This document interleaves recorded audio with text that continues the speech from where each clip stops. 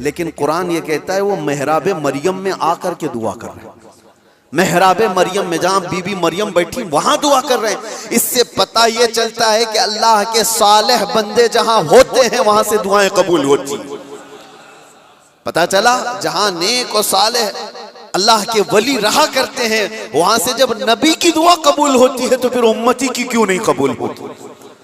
और फौरन दुआ कबूल हुई और बेटा भी मिला। अब ये लोग कहते हैं गरीब नवाज के यहाँ जाते हैं तो क्या बेटा मिलता है, बेटी मिलती है, औलाद मांगने जाते हैं। जालिमो तुम्हें पता नहीं, जकरिया अलैहिस्सलाम बीबी मरियम के पास खड़े होकर बेटा मांगे थे तो बेटा नबी की शक्ल में मिला था। हाँ, ये नहीं है कि वो बीबी मरियम से मांग रहे थे, वो अल्लाह से मांग रहे थे। लेकिन जगह कौन सी है, जगह का भी असर होता है। हाँ, एक बात मैं आपको बता दूं कि जगह का अगर असर नहीं होता तो मस्जिदें और ये सारी चीजें बनाने की जरूरत क्या होती। इबादत करने के लिए भी जगह है, खाना खाने की भी आपके घर में जगह है, हाजत में जाने के लिए भी कोई जगह है, आपका ट्रीटमेंट करने के लिए हॉस्पिटल में भी जगह है। हर चीज एक एक जगह पर होती है कि नहीं होती, होती। जिन लोगों का वो मानना है कि कुछ भी नहीं जरूरी है वहां जाना यहाँ जाना, तो मैं उनसे कहता हूँ कभी बाथरूम में बैठ करके डॉक्टर से अपना इलाज करा लोगे। जगह तो जगह ही है, बैठे हो नहीं है, आपको पता है उसके लिए हॉस्पिटल जाना होगा, उसके बेड पर सोना होगा, वहां पर वो कुछ ट्रीटमेंट करेगा। क्या जरूरत है, पूछते डॉक्टर से, आ जाओ मेरे टॉयलेट में इलाज कर लो, यहीं इंजेक्शन लगा लो। मेरे अजीजों, गंदगियों में बैठा हुआ आदमी वो अपना इलाज कराने के लिए भी उठ करके चला जाता है। बिला तशबीह बिला तमसील मैं आपसे कह रहा हूं कि हम पता नहीं कैसे कैसे गुनाहों में मुब्तला हैं।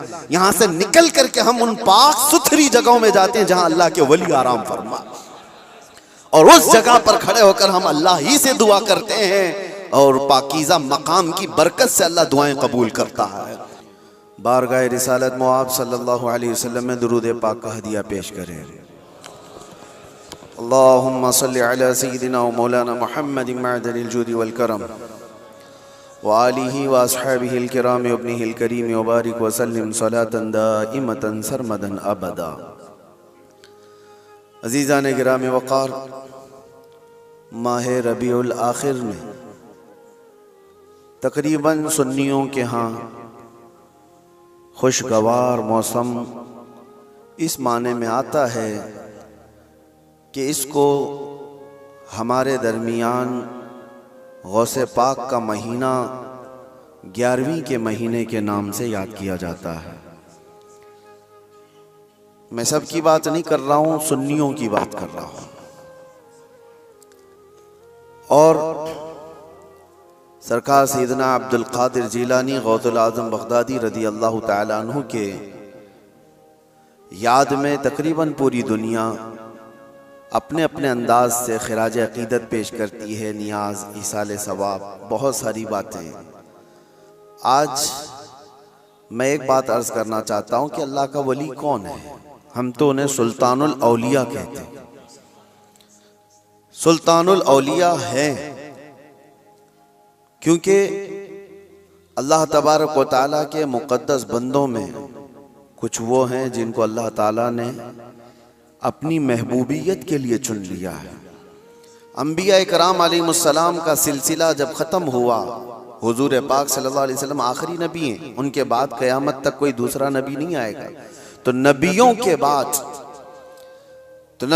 बाद नबियों का जो काम किया जाना है उस काम को लेकर आगे बढ़ाने वाले उम्मत के वो सालिहीन को औलिया इकराम कहा जाता है। और वली होता कौन है? वली का कोई ख़ास चेहरा, ख़ास लिबास या कोई ऐसी चीज़ नहीं बताई गई, लेकिन कुरान ने कहा इन औलियाउहु इल्लल मुत्तक़ून, अल्लाह के वली सिर्फ वो होते हैं जो मुत्तकी होते हैं। और मुत्तकी कौन होता है? मुत्तकी किसको कहते हैं? तकवा वाला। यह अरबी का लफ्ज़ है। मुत्तकी किसको कहते हैं? उसकी बहुत सारी डेफिनेशन है। एक चीज़ मैं बताऊं, हुजूर पाक सल्लल्लाहु अलैहि वसल्लम ने फरमाया कुछ चीज़ें हलाल हैं, कुछ चीज़ें हराम हैं। हलाल भी सबको पता है ये हलाल है, हराम भी सबको पता है ये हराम है, जो वाज़ेह है, जिसमें कोई शक नहीं। लेकिन हलाल और हराम के बीच में कुछ चीज़ें ऐसी हैं जिनके बारे में शक होता है कि हलाल है कि नहीं है, हराम है या नहीं, तो फरमाया गया ऐसी शक वाली चीजों को छोड़ देने का नाम तकवा है। हराम चीजें छोड़ने का नाम नहीं। हराम चीजें छोड़ना तो मुसलमान के लिए जरूरी है। शराब नहीं पीता, चोरी नहीं करता, ज़िना नहीं करता, ये सारी चीजें नहीं करता, ये तो मुसलमान के लिए जरूरी है। लेकिन चंद वो चीजें हैं जो हराम और हलाल के बीच में मशकूक हैं, उन चीजों को भी छोड़ देने का नाम तकवा है। और तकवा दिल से होता है। तकवा दिल से होता है इस तौर पर समझ लें कि हमेशा उसके सीने में अल्लाह का खौफ हो, हर घड़ी अल्लाह तबारक व तआला की खशियत हो, उसको तकवा कहा जाता है।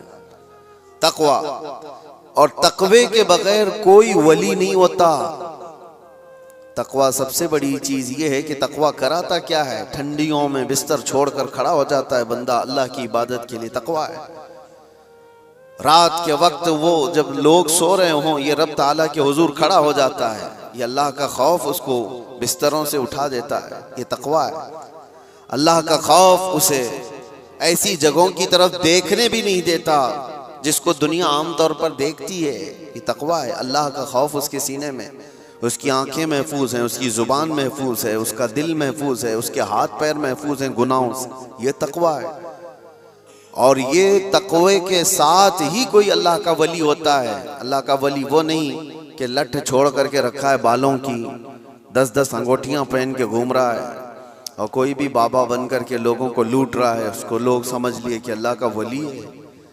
अल्लाह का वली वो नहीं होता। सबसे बड़ी बात आपको मैं बताऊं, हुजूर पाक सल्लल्लाहु ताला अलैहि वसल्लम को छोड़ करके कोई अल्लाह तक पहुंच ही नहीं सकता। बखुदा खुदा का यही है दर, नहीं और कोई मफर मकर, जो वहां से हो यहीं आके हो, जो यहाँ नहीं तो वहां नहीं। बे उनके वास्ते खुदा कुछ अता करे, हाशा गलत गलत ये हवस बेबसर की है। हुजूर को छोड़ करके कोई डायरेक्ट जाने वाला रास्ता है ही नहीं, नबी पाक सल्लल्लाहु अलैहि वसल्लम। अब ये बात मैं क्यों कह रहा हूं, कुछ वो लोग जो वली बनने का दावा कर रहे हैं, ढकोसला है, जिनके यहाँ हुजूर पाक की शरीयत का कोई लिहाज नहीं। हुजूर से अगर मोहब्बत हो तो हुजूर की सुन्नत से भी मोहब्बत होगी, हुजूर से अगर मोहब्बत हो तो हुजूर की शरीयत से मोहब्बत होगी। नबी पाक सल्लल्लाहु ताला अलैहि वसल्लम के सहाबा में सिद्दीक़ अकबर से बढ़कर वली कौन है, फारूक आजम की तरह वली कौन है, उस्मान गनी की तरह अल्लाह का वली कौन है, हैदर कर्रार तो शाह विलायत हैं, वलियों के सरदार हैं। तो मुझे आप बताओ, ये सहाबा में से कभी कोई ऐसा सहाबी जो रसूलुल्लाह की इक्तिदा करने में पीछे रह गया हो, कोई नमाज कज़ा करता हो, शरीयत की धज्जियां उड़ाता हो? कोई एक भी सहाबी आपको ऐसा नहीं मिलेगा, एक भी सहाबी नहीं मिलेगा, क्योंकि सबको पता है रसूल पाक सल्लल्लाहु अलैहि वसल्लम का दरवाजा छोड़कर अल्लाह तक नहीं पहुंच सकता, कोई नहीं पहुंच सकता। अब मैं यहां पर आपको एक मिसाल दे दूं कि बगदाद में एक बार ये मशहूर हो गया कि एक अल्लाह के वली दरियाए दजला के पास आए, बहुत इबादत करते हैं, बहुत तवज्जो से। गौसे पाक का जमाना है। सरकार गौसे पाक को जब ये खबर हुई कि एक कोई बड़े वली आए हैं दरिया दजला के पास इबादत कर रहे हैं, तो आपने कहा अल्लाह के वलियों से मुलाकात ये अपने आप में एक इबादत है, मैं उनसे मुलाकात जरूर करूंगा। तो सरकार गौसे पाक भी चले गए दरिया दजला के पास कि वो उस अल्लाह के वली से मैं मुलाकात करूं। जब वहां पहुंचे तो पता चला कि वो सुबह ही वहां से रुखसत हो गए थे, चले गए थे। गौसे पाक से उनकी मुलाकात नहीं हो पाई, लेकिन लोगों में मशहूर था, सारे लोग देख रहे थे, वो कंटिन्यू इबादत करते थे, मुसलसल इबादत करते थे। तो गौसे पाक रदी अल्लाह तआला अन्हु जब लोगों से पूछते हैं वो इबादत कहाँ करते थे, लोगों ने बताया जो जगह थी वो रेत पर जो है दरिया के किनारे जो रेती पड़ी हुई थी उसी पर इबादत करते थे। गौसे पाक गौर से निशानियां देखते हैं, उनके सजदों के निशान थे, उनके हाथों के पैरों के निशान थे। आपने गौर से देखने के बाद फिर कहा तुम लोग झूठे शख्स को अल्लाह का वली समझ लिए हो। वो कहां से अल्लाह का वली था? तुम लोग किसी को भी वली मान लेते हो। लोगों ने कहा आपने तो देखा नहीं और ऐसे ही आप कह रहे हैं, हम तो उनको मुसलसल इबादत करते हुए देख रहे थे, कोई नमाज कज़ा तो नहीं करते थे। गौसे पाक का मेयार देखें, किसको वो अल्लाह का वली समझते थे, कसौटी। सरकार गौसे पाक फरमाते तुमने देखा जरूर होगा, लेकिन मैं उनके निशानात देख रहा हूँ, सजदे में जाने के हाथों के निशान यहाँ नजर आ रहे हैं। लोगों ने पूछा इससे क्या समझ में आया आपको? कहा देखो 10 उंगलियां रेत पर ऐसी खुली हुई पड़ी दिख रही हैं, और मेरा मानना यह है कि जब नबी पाक सल्लल्लाहु ताला अलैहि वसल्लम सजदा करते थे तो 10 उंगलियां मिली हुई होती थी।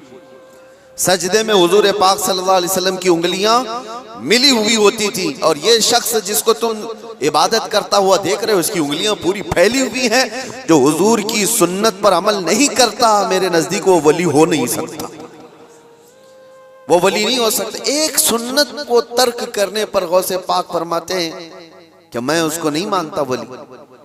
अब आप अंदाजा करें, लोगों ने तो पता नहीं किसको किसको वली बना लिया है, कैसे कैसे बाबाओं के पीछे ये घूम रहे हैं।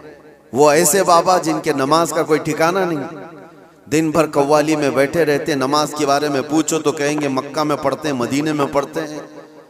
कुछ वो भी हैं जो दिल की नमाजों की बात करते हैं। ये सब शैतान है। शैतान इस तरह के चेहरे बना करके उम्मत को गुमराह करता है।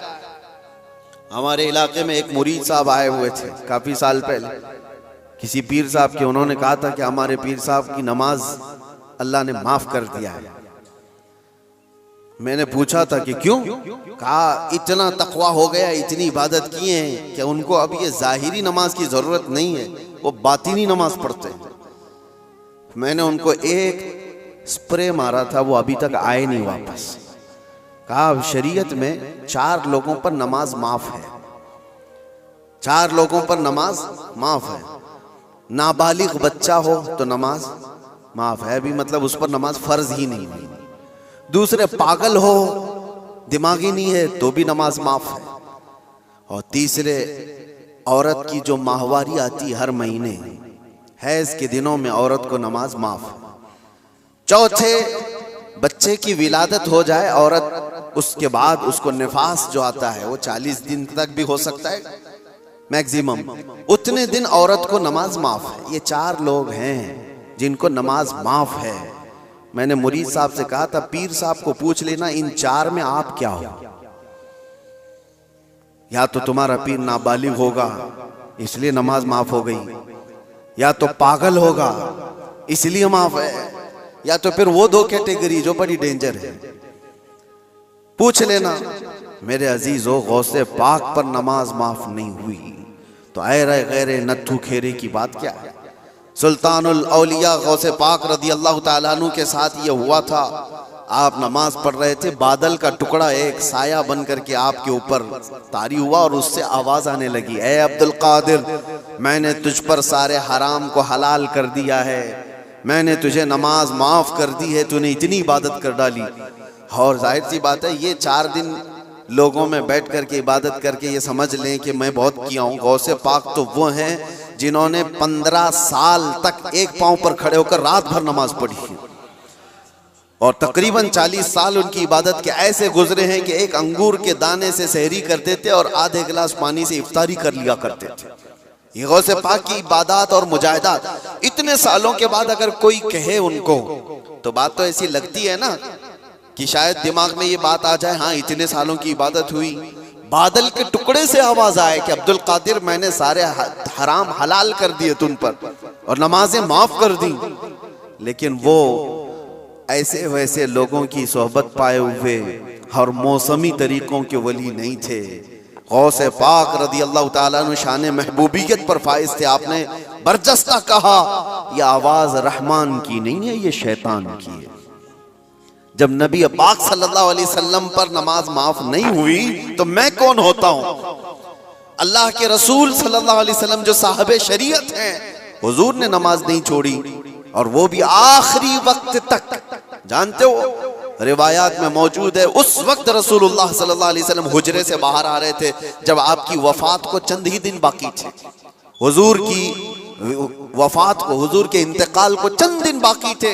हजरत अबू बकर सिद्दीक इमामत कर रहे थे, लेकिन उसके बावजूद रसूल पाक सल्लल्लाहु अलैहि वसल्लम सख्त अलालत के बाद हुजरे से बाहर तशरीफ लाए थे। इस हालत में कि रिवायात में मौजूद है, हुजूर दो सहाबा के कंधों पर हाथ रख करके बाहर आ रहे थे, पैर जमीन पर नहीं लग रहे थे। इस कदर शिद्दत की तकलीफ के साथ भी नबी पाक सल्लल्लाहु अलैहि वसल्लम मस्जिद में तशरीफ ला रहे हैं, और यहाँ मुर्ग मुसल्लम तोड़ते हुए बैठे हुए वो पीर कहते हैं कि हमारे लिए नमाज माफ है।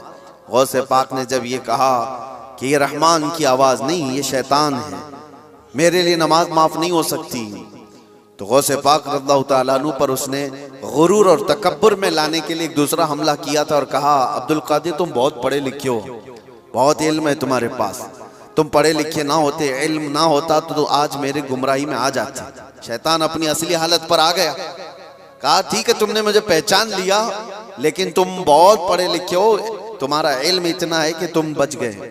गौसे पाक ने कहा तू दूसरा हमला कर रहा है मुझ पर, मेरे इल्म ने नहीं बचाया, मुझे रब के फजल ने बचाया। यहां पर भी आदमी बहक सकता है, अगर हाँ कह दिया कि हाँ मैं तो पढ़ा लिखा हूं, मैं बहुत इल्म वाला हूं, इसीलिए बहुत सारे इल्म वाले भी भस्म हो गए, इल्म वाले भी बहक गए। इल्म के साथ रब का फजल है तो फिर वो बच जाता है। मेरे अजीजों, अर्ज ये करना है कि हुजूर पाक सल्लल्लाहु अलैहि वसल्लम की शरीयत को छोड़ करके कोई वली नहीं हो सकता। गौसे पाक रज़ियल्लाहु ताला अन्हु की 11वीं करने वाले, नियाज करने वाले, सबसे मेरा एक ही कहना है और सबके लिए एक मैसेज है कि तुम्हारी 11वीं, तुम्हारे खिचड़े, तुम्हारे नियाज ये फर्ज नहीं, ना ही वाजिब हैं, मुस्तहब के दर्जे में आ सकते हैं, लेकिन फजर की नमाज से लेकर इशा की नमाज तक फर्ज ये तुम्हारे ऊपर ऐसा ज़रूरी है कि इस चीज़ के लिए कोई माफ़ी नहीं है। एक साल तुमने देग नहीं बनाई, नियाज नहीं की, तो क़यामत के दिन नहीं पूछा जाएगा कि तुम गौसे पाक की फातिहा करते थे कि नहीं करते थे, ये सवाल नहीं होगा। लेकिन ये सवाल ज़रूर होगा कि फजर में उठे क्यों नहीं, ये सवाल ज़रूर होगा इतनी नमाजें क़ज़ा क्यों हुई तुमसे। मेरे अजीजों, नवाफिल और मुस्तहब्बात में पड़ी हुई ये उम्मत, मैं मना नहीं करता, आप शौक से, हम भी करते हैं, गौसे पाक रज़ियल्लाहु ताला अन्हु के दरबार में इसाले सवाब के लिए, मरहुमीन के लिए हम नियाज, फातिहा, सारी चीज़ें करते हैं, लेकिन इसका मतलब ये नहीं है कि कुल वही है और अल्लाह तबारक व तआला की ये इबादतें कुछ माना नहीं रखती। नमाज नहीं है, कुरान नहीं है।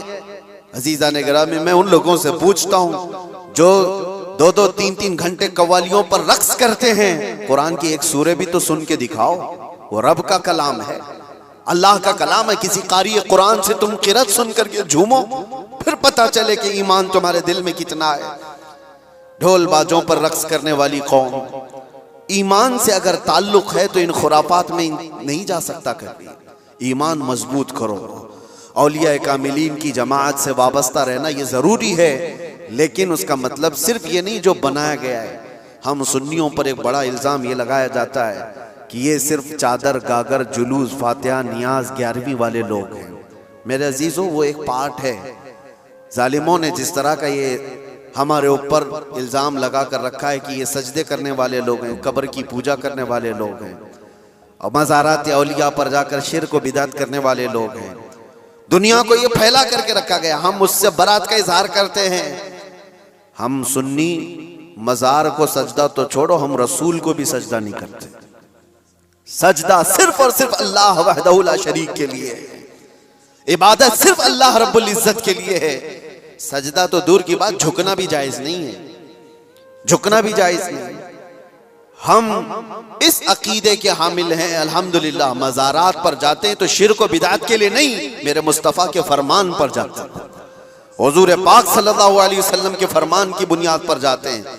और रही बात औलिया कामिलीन के मज़ारात पर जाकर दुआ करना, ये कुरान से हम अख़ज़ करते हैं कि सैयदना ज़करिया अलैहिस्सलाम, ज़करिया अलैहिस्सलाम अल्लाह के नबी हैं। पता है, बैतुल मुक़द्दस के इमाम, कुरान में है 3 पारे में, सूरह आले इमरान, आप पढ़ करके देखना। उनको औलाद नहीं थी, 90 साल की करीब उम्र हो गई थी, लेकिन उसी वक्त बैतुल मुक़द्दस में हज़रत बीबी मरियम को लाया गया था।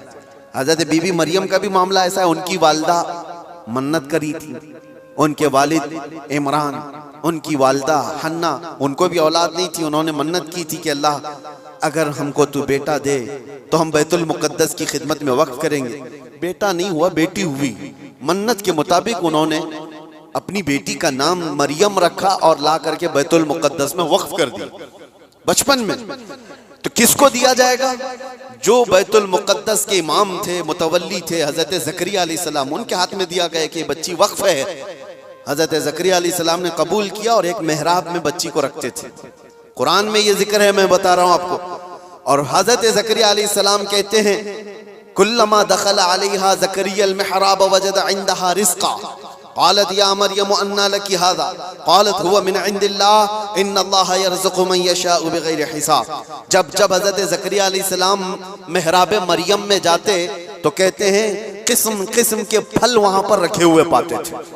तो हजरत ज़करिया पूछते, मरियम ये सब तेरे पास कहाँ से आता है? हजरत मरियम कहती है सब अल्लाह की तरफ से है, अल्लाह जिसे चाहे बेहिसाब रिस्क देता है। मरियम कौन है? नबी नहीं है। हजरत मरियम हाँ अल्लाह की वलियां हैं, पाकीज़ा मुकद्दस हस्ती, लेकिन उनको अल्लाह तबारक व तआला ने वो करामात से नवाजा था। वो बचपन में फल वगैरह उनको रिस्क के तौर पर पहुंच रहा था।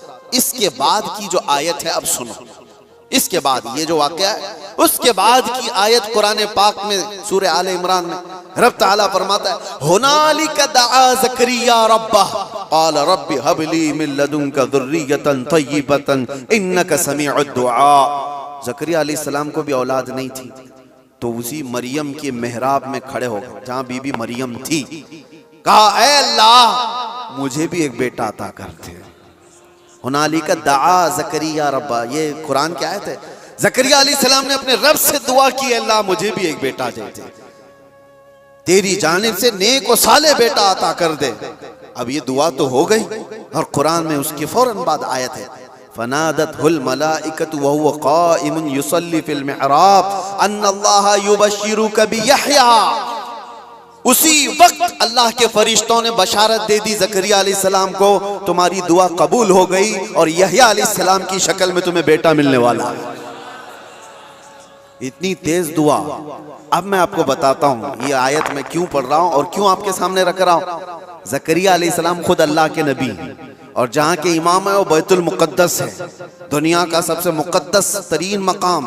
उस वक्त बैतुल मुकद्दस में हजरत ज़करिया अलैहिस्सलाम जहाँ इबादत करते थे वहीं पे दुआ भी तो कर सकते थे, वहीं पर दुआ कर सकते थे, लेकिन कुरान ये कहता है वो मेहराब मरियम में आकर के दुआ कर रहे हैं। मेहराब मरियम में जहां बीबी मरियम बैठी वहां दुआ कर रहे हैं। इससे पता ये चलता है कि अल्लाह के सालेह बंदे जहां होते हैं वहां से दुआएं कबूल होती। पता चला जहां नेक और सालेह अल्लाह के वली रहा करते हैं वहां से जब नबी की दुआ कबूल होती है तो फिर उम्मती की क्यों नहीं कबूल होती। और फौरन दुआ कबूल हुई और बेटा भी मिला। अब ये लोग कहते हैं गरीब नवाज के यहाँ जाते हैं तो क्या बेटा मिलता है? बेटी मिलती है, औलाद मांगने जाते हैं। जालिमो तुम्हें पता नहीं, ज़करिया अलैहिस्सलाम बीबी मरियम के पास खड़े होकर बेटा मांगे थे तो बेटा नबी की शक्ल में मिला था। हाँ ये नहीं है कि वो बीबी मरियम से मांग रहे थे, वो अल्लाह से मांग रहे थे, लेकिन जगह कौन सी है? जगह का भी असर होता है। हाँ एक बात मैं आपको बता दूं कि जगह का अगर असर नहीं होता तो मस्जिदें और ये सारी चीजें बनाने की जरूरत क्या होती। इबादत करने के लिए भी जगह है, खाना खाने की भी आपके घर में जगह है, हाजत में जाने के लिए भी कोई जगह है, आपका ट्रीटमेंट करने के लिए हॉस्पिटल में भी जगह है। हर चीज एक एक जगह पर होती है कि नहीं होती? होती। जिन लोगों का वो मानना है कि कुछ भी नहीं जरूरी है वहां जाना यहाँ जाना, तो मैं उनसे कहता हूँ कभी बाथरूम में बैठ करके डॉक्टर से अपना इलाज करा लोगे? जगह तो जगह ही है, बैठे हो नहीं है, आपको पता है उसके लिए हॉस्पिटल जाना होगा, उसके बेड पर सोना होगा, वहां पर वो कुछ ट्रीटमेंट करेगा। क्या जरूरत है? पूछते डॉक्टर से, आ जाओ मेरे टॉयलेट में इलाज कर लो, यही इंजेक्शन लगा लो। मेरे अजीजों, गंदगियों में बैठा हुआ आदमी वो अपना इलाज कराने के लिए भी उठ करके चला जाता है। बिला तशबीह बिला तमसील मैं आपसे कह रहा हूँ कि हम पता नहीं कैसे कैसे गुनाहों में मुब्तला हैं। यहाँ से निकल करके हम उन पाक सुथरी जगहों में जाते हैं जहाँ अल्लाह के वली आराम फरमा, और उस जगह पर खड़े होकर हम अल्लाह ही से दुआ करते हैं और पाकीज़ा मकाम की बरकत से अल्लाह दुआएं कबूल करता है। ये सुन्नियों का अकीदा मैं बता रहा हूँ, जालिमों का बनाया हुआ नहीं पता हमको। सुन्नियों का अकीदा ये, हम उन पाकीज़ा मुक़द्दस हस्तियों की बारगाह में इसलिए जाते हैं। ये एक चीज़ नहीं है, ऐसी कई मिसालें हैं, कई मिसालें। हदीस अल इसरा वल मिअराज, जो हुजूर सल्लल्लाहु अलैहि वसल्लम के मेराज का सफ़र है ना, उस सफ़र में एक रिवायत ये भी मिलती है कि एक जगह पर हुजूर पाक सल्लल्लाहु अलैहि वसल्लम रुक गए। हज़रत जिब्राइल अमीन ने कहा यहाँ पर आप 2 रकात नमाज पढ़ लें। हुजूर पाक सल्लल्लाहु अलैहि वसल्लम ने वहां पर 2 रकात नमाज अदा की और उसके बाद पूछा जिब्राइल से, ये कौन सा मकाम है, तवज्जो। तो हजरत जिब्राइल अलैहिस्सलाम ने कहा, ऐ अल्लाह के नबी, ये वो जगह है जहां हजरत ईसा अलैहिस्सलाम की पैदाइश हुई थी। बीबी मरियम से हजरत ईसा अलैहिस्सलाम की पैदाइश हुई थी, वहां पर हुजूर पाक सल्लल्लाहु अलैहि वसल्लम ने 2 रकात नमाज अदा की। हाँ, जगह को आप सल्लल्लाहु ताला अलैहि वसल्लम ने अपने नमाज का मुसल्ला बनाया। इस रिवायत से मैं आपको बताना चाहता हूं, जहां ईसा अलैहिस्सलाम पैदा हुए वहां हमारे नबी नमाज पढ़े, और जहां मेरे मुस्तफा पैदा हुए हो, क्या वो जगह दुआओं की कबूलियत की नहीं हो सकती? सिर्फ इतना ही नहीं मेरे अजीजों, मुक़द्दस मकामात को अल्लाह तबारक ताला ने खुद फरमाया है, खुद फरमाया है। क्या आप खाने काबा जाते हैं तवाफ करने के लिए? तवाफ करने के बाद जैसे ही तवाफ खत्म होता है, उसके बाद सबसे पहला काम आपका क्या है? कुरान कहता है पहले पारे में, वत्तखिदू मिन मकाम इब्राहीम मुसल्ला, मकाम इब्राहीम को अपनी नमाज की जगह बना लो। मकाम इब्राहीम है क्या चीज? मकाम इब्राहीम क्या है? जाकर के आप देखना, उसमें एक पत्थर है जिसपे हजरत इब्राहीम अलैहिस्सलाम के 2 पैरों के निशान है। बस इसके अलावा क्या है? एक पत्थर है, उस पर इब्राहीम अलैहिस्सलाम के 2 पैरों के निशान है। तो उस पत्थर के पास रब तबारक व तआला फरमाता है, तुम अपनी नमाज पढ़ो, हाजी हो कि मोतमिर हो कि खाली तवाफ करने वाला हो, 7 चक्कर तवाफ के बाद मकाम इब्राहीम पर वो जरूर 2 रकात नमाज पढ़ेगा, 2 रकात नमाज पढ़ेगा। इनको पता नहीं, जो एतराज करने वाले वो पूछते नहीं कि पत्थर को इबादत कर रहे हैं लोग, यहाँ पे पत्थर को सजदा करने जा रहे हैं। नहीं जालिमो, पत्थर को सजदा नहीं कर रही, ये रहमान का हुक्म है, रहमान का हुक्म है। इसलिए हुक्म है कि वो पत्थर अब अफजल हो गया जिस पर अल्लाह के नबी के पैरों के निशान हैं, जिस पर खड़े होकर इब्राहीम अलैहिस्सलाम ने पूरे काबे की इमारत तामीर की थी, वो पत्थर अफजल हो गया। अब आप सोचो, पत्थर खड़े होने वाले नबी की वजह से अफजल है, तो फिर वो नबी कितने अफजल है? हाँ, उनके कदम कितने अफजल हैं। हम तबर्रुकात वाले लोग हैं, इसलिए हम उनकी नहीं मानते। हम तो छोटी सी भी कोई चीज़ निस्बत की मिलती है तो हम उसको एहतराम से सर आंखों पर रखते हैं। आज भी बिहम्दिही ताला हुजूर पाक सल्लल्लाहु अलैहि वसल्लम के मुँह मुबारक पूरी दुनिया में देखे तो सुन्नियों के पास ही मिलेंगी, क्योंकि कदर उनको ही है और वो चाहते हैं कि हुजूर पाक सल्लल्लाहु अलैहि वसल्लम से रिलेटेड जो भी चीज़ है वो अजमत वाली है। औलिया कामिलीन की बात कर रहे हैं मेरे अजीजों, बहुत सारी बातें हैं। अब आपको मैं बताता हूँ, जो एक बड़ा सवाल ये है कि ये औलिया इकराम के लिए कहानियां गढ़ लेते हैं लोग, करामत करामत करामत कहते हैं। जो करामत का इनकार कर रहा है वो कुरान का इनकार कर रहा है। हाँ, हर वली की करामत तो कुरान से मैं नहीं बता रहा, लेकिन अल्लाह तबारक व तआला ने जो फरमाया वो आपको बता रहा। हमने कहा गौसे पाक रज़ी अल्लाह तआला अन्हु, अब चंद बातें मैं सरकार गौसे पाक की बताकर इस एतराज का जवाब देता हूँ। सुल्तानुल औलिया गौसे पाक रज़ियल्लाहु तआला अन्हु की बारगाह में एक औरत आई, अपने बच्चे को लेकर कहा कि इसको अपने पास रख लीजिए।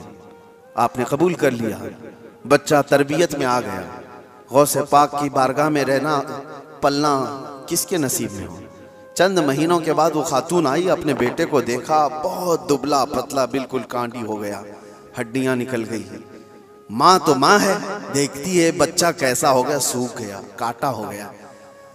तो उसने देखा कि गौसे पाक कहाँ है, जा करके देखती है अंदर तो गौसे पाक के दस्तरखान पर अच्छी अच्छी ग़िज़ाएं थी, कुछ मुर्ग गोश्त वगैरह रखे हुए थे, और ये बूढ़ी औरत का बेटा सूखी रोटी पानी में भिगो कर खा रहा है, कोने में बैठा हुआ।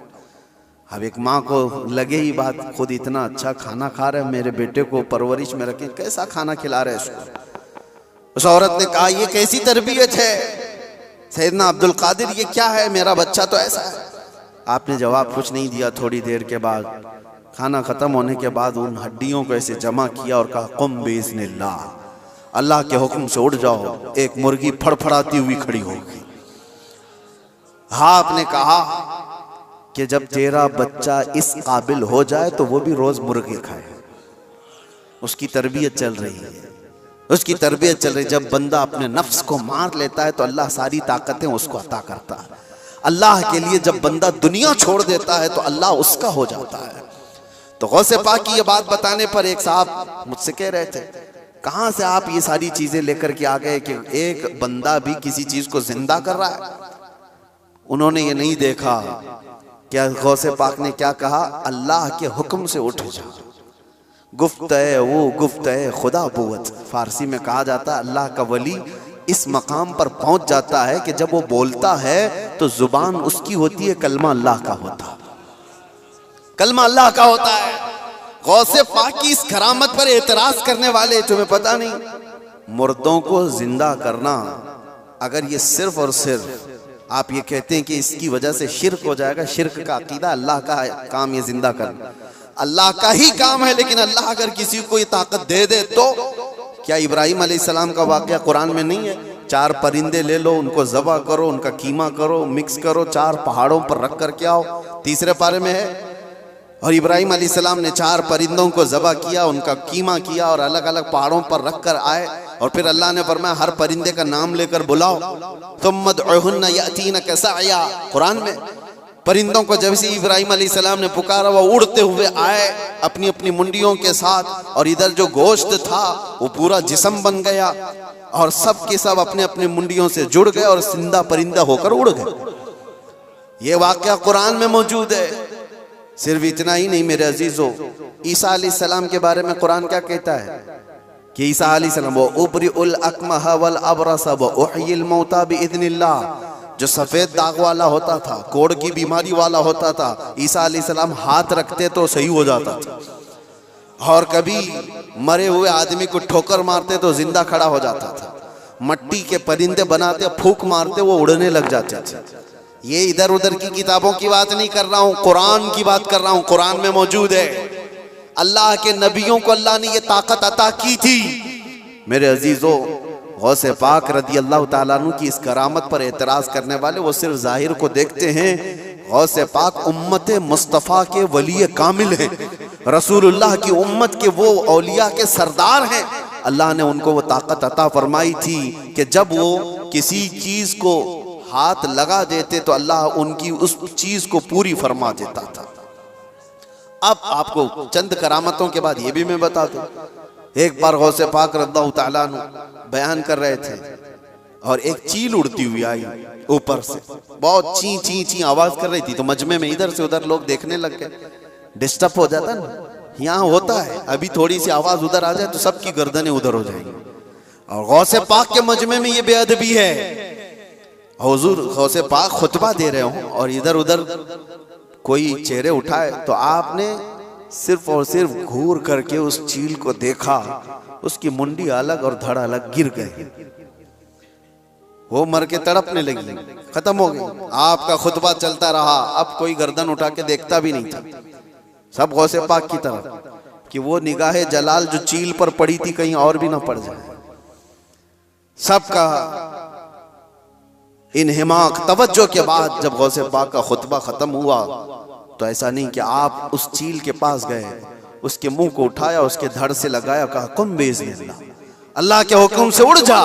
वो चील फिर से जिंदा उड़ती चली गई। ये करामात के बाब में है। ये करामात, इसको क्या कहते हैं?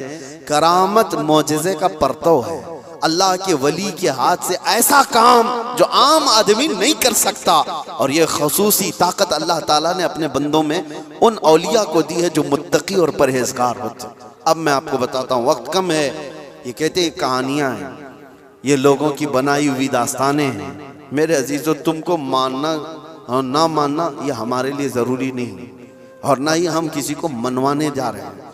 बात इतनी है कि हज़रत सुलेमान अलैहिस्सलाम के दरबार में भी ये बात हुई थी कि सुलेमान अलैहिस्सलाम के दरबार में सारे परिंदे हाजिर थे, एक परिंदा नहीं आया था, हुदहुद लेट से आया। सुलेमान अलैहिस्सलाम जलाल में कहा उसको मैं सजा दे दूंगा। बहुत देर के बाद आया, पूछा कि तेरा उज्र बता, क्यों तू ताखीर से आया। ये भी कुरान की बात कर रहा हूँ, 19वें पारे में उठा करके आप पढ़ लेना इसको। उसने कहा, ऐ अल्लाह के नबी, मैं उड़ते उड़ते एक ऐसी जगह पर चला गया था जहां देखा लोग शिर्क कर रहे हैं, सजदा कर रहे हैं एक औरत को, सजदा करते हैं सूरज को, और एक औरत उनकी हाकिम है, औरत उनके ऊपर हुकूमत कर रही है जिसका नाम सबा बल्कीस है। सुलेमान अलैहिस्सलाम ने कहा, अच्छा ऐसा है, तो जा करके अब सुलेमान अलैहिस्सलाम ने कहा, मेरा खत दे दो, अल्लाह की बारगाह में वो सरबसुजूद हो जाए, शिर्क को छोड़े और वो ईमान लाए। खत ले जा करके दिया गया, कौन? परिंदा ही। वो औरत मानने से इनकार कर दी, जो भी मामला है, और वो लड़ना चाहती थी, अपनी फौज लेकर के सुलेमान अलैहिस्सलाम के पास आना चाहती थी। फौज लेकर वो निकली, लेकिन उसके साथ एक मामला था। वो जिस तख्त पर बैठती थी वो दुनिया का सबसे महंगा तख्त था। ऐसा तख्त था कि सोने और चांदी से जड़ा हुआ, हीरे कीमती उस पे लगे हुए, और उस तख्त की हिफाजत के लिए 7 दरवाजे बने हुए थे। हर दरवाजे पर संतरी पहरेदार खड़े। सुलेमान अलैहिस्सलाम को ये बात हुदहुद ने बताई, लेकिन ये तो जिक्र कुरान में इसका नहीं है, लेकिन सुलेमान अलैहिस्सलाम को ये मालूम था कि उसका तख्त है। वो गैब की जानने वाले को ही नबी कहा जाता है। आपने सिर्फ अपने मजमे में इतना कहा, सुना है बल्कीस अपने यहां से निकली। बल्कीस कहां रहती थी? यमन में। सुलेमान अलैहिस्सलाम कहां रहते थे? फिलिस्तीन में। आप डिस्टेंस आज के जमाने में भी नाप के देख लेना कितने किलोमीटर का है। यमन कहां है और फिलिस्तीन कहां है। सुलेमान अलैहिस्सलाम ने अपने मजमे में सिर्फ इतना कहा, कोई है जो बल्कीस के आने से पहले वो तख्त मेरे पास लेकर आ जाए। जो तख्त हिफाजत में है, 80 गज लंबा, 40 गज चौड़ा, छोटा मोटा नहीं, 80 गज लंबा, 40 गज चौड़ा और उतना ही मोटा। तो सुलेमान अलैहिस्सलाम ने जब ये कहा तो किसने जवाब दिया सबसे पहले? वो भी कुरान में, क़ाल इफ़रीतुम मिनल जिन्नि अना आतीक बिही क़ब्ल अन तक़ूम मिन मक़ामिक। एक जिन खड़ा हुआ, जिन्नात जो मुवक्किल हाजिर करने के लिए बाबा लोग चिल्ले कर रहे हैं, उनको भी बयान कर रहा हूं मैं। कुछ लोग ये समझते हैं जिन्नात मिल जाना चाहिए, हाथ में वो कर दूंगा, ये कर दूंगा। जिन्नात हाथ में आ गए तो पूरी बैंक लूट लूंगा, जिन को लगा दूंगा, थैले भर भर के पैसे ला कर दे देगा। जिन की हैसियत क्या है तुम्हें पता भी नहीं, किसी दिन उठा के तुमको ही पटक देगा। जिन क्या कहता है कुरान में है, ऐ अल्लाह के नबी, मैं ला के दूंगा, वो तख्त मैं ला करके दूंगा। कब तक? आपकी ये मजलिस खत्म होने से पहले। अभी अगर मजमे में कोई मुझसे कह दे कि हज़रत जुम्मा की आपका बयान होने से पहले मैं एक काम कर दूंगा, तो आपको समझ में आ जाएगा कितना टाइम है, बस 4-5 मिनट की बात होगी। उस जिन ने कहा, अच्छा ये सुनने के बाद आपको भी लग रहा होगा जिन ने कहा है तो ठीक है, ला के दे सकता है। जिन्नात की ताकत सबके दिमागों में बैठी हुई है। जिन तो मतलब जिन है, यहां से उड़ा उधर पहुंचा, उधर से उड़ा इधर पहुंचा, यही दिमाग में है ना, कुछ भी कर सकता है जिन, ये सबके दिमाग में है। लेकिन सुलेमान अलैहिस्सलाम ने उस जिन से कहा, नहीं, इससे भी जल्दी कोई ला सकता है। दूसरा जिन नहीं खड़ा हुआ, क्या इस जिन को इतनी ताकत नहीं है, मैं ला सकता हूं। दूसरा जिन नहीं खड़ा हुआ। कुरान कहता है, क़ाल अल्लज़ी इंदहु इल्मुम मिनल किताब, किताब का इल्म जिसके पास था, अल्लाह का एक वली खड़ा हुआ सुलेमान अलैहिस्सलाम की उम्मत में। और कहता है अल्लाह का वली, जिनका नाम आसिफ बिन बरकिया बताया जाता है, उन्होंने कहा, अना आती कभी क़ब्ल अन यरतद्द इलैका तरफुक। ऐ अल्लाह के नबी, मैं वो तख्त लाऊंगा। कितनी देर में?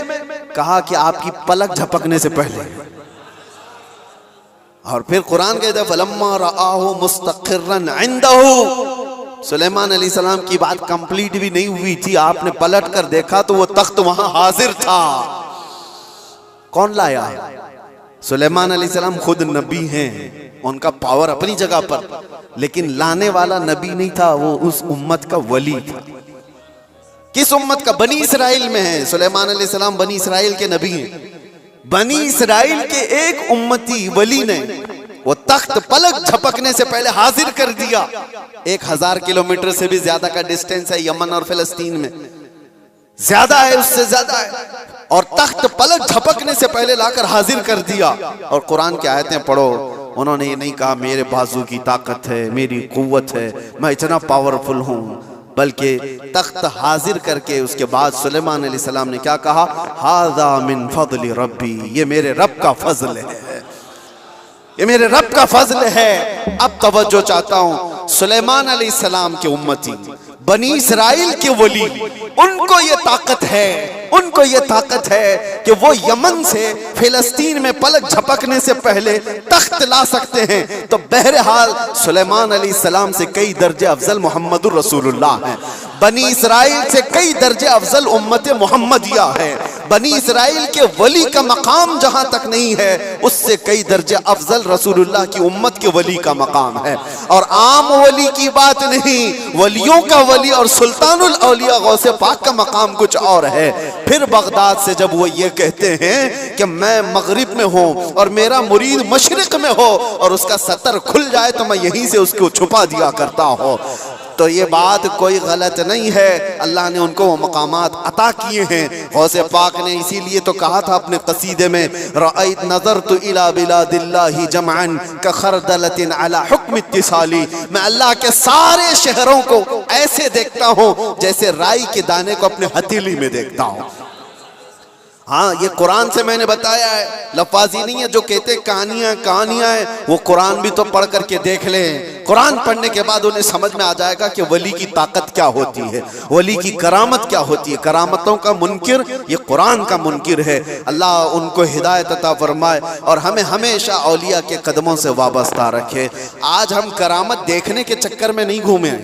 मैं ये भी बात बता दूं, आप ये मत सोचो कि मुझे यहाँ करामत दिखना चाहिए, वहां करामत दिखना चाहिए। आप करामत देखने के चक्कर में इधर उधर ना जाओ, आप वलियों के तकवे देखने के लिए घूमते रहो, वलियों की शरीयत पर अमल को देखते रहो, ताकि तुम्हारे अंदर भी वो तकवा आ जाए, तुम्हारे अंदर भी वो अमल आ जाए। हाँ, बस आखिर बात ये है कि हम दुआ यही करते हैं कि इन औलिया के दामन से वाबस्ता रहें, जिंदा भी इनके कदमों में रहें और मरें तो इनके आसपास रहें।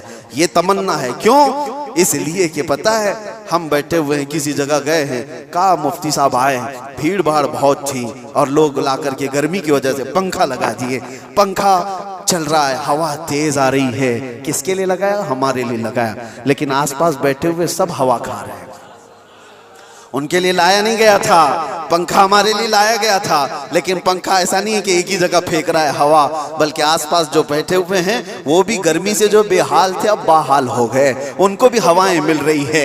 यही बात है, औलिया के आस्थानों के पास जाने से अल्लाह की रहमतें झमाझम बरस रही होती हैं। हम गुनहगारों पर भी वो छींटे पड़ जाते हैं और हमारा दिल भी चमकने लग जाता है। अल्लाह तबारक व तआला हमें तकवा अता फरमाए।